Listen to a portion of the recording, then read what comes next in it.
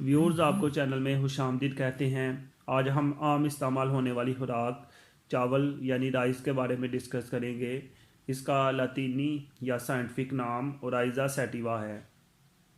इसका मिजाज सर्द होता है।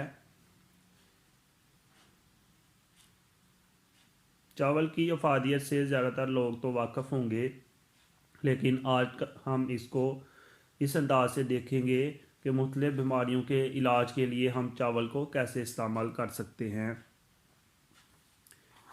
चावल पकाने के बाद इसका उबला हुआ पानी, जिसको मांड कहते हैं, लोग फेंक देते हैं। ये दस्तों के लिए मुफीद है। बच्चों को आधा कप, बड़ों को 1 कप फ़ी घंटा पिलाने से दस्त बंद हो जाते हैं। छोटे बच्चों को बहुत थोड़ी मकदार में पिला सकते हैं।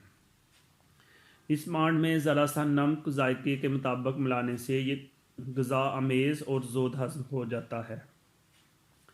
नमक मिलाकर दस्तों में भी पिला सकते हैं। मांड को 6 घंटे से ज़्यादा ना पड़ा रहने दें।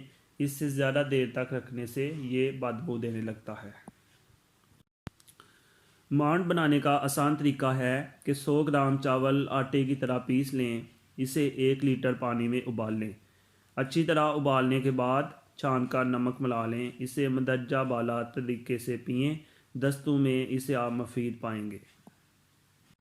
अगर किसी को पेट की गर्मी हो तो उसको चावल का इस्तेमाल करना चाहिए, क्योंकि चावल का मिजाज सर्द है।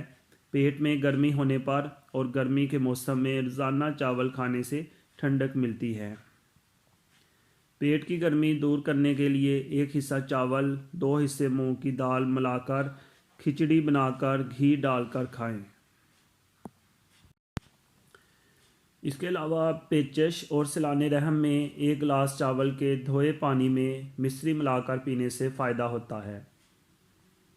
अगर पेशाब में जलन और रुकावट हो तो आधा गिलास चावल के मांड में चीनी मिलाकर पिलाएं तो जलन और रुकावट दूर हो जाएगी। इसके अलावा ऐसे मरीज़ जिनको गुर्दे या मसाने का प्रॉब्लम हो, वहाँ पे पत्थरी हो, तो उनके लिए चावल नुकसानदेह हैं। उनको चावल इस्तेमाल नहीं करने चाहिए।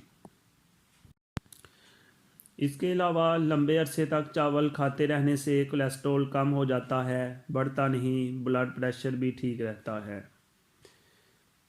ऐसे अफराद जिनको जिगर का प्रॉब्लम हो, उन्हें सूरज तुलू होने से पहले उठकर चेहरा और मुंह साफ करें और उसके बाद 1 चुटकी चावल मुंह में रखकर पानी से निगल जाएं। यह अमल जिगर को मजबूत करने के लिए बड़ा अच्छा है। जिन लोगों ने इस तरह चावल लिए हैं उनको बहुत फ़ायदा हुआ है।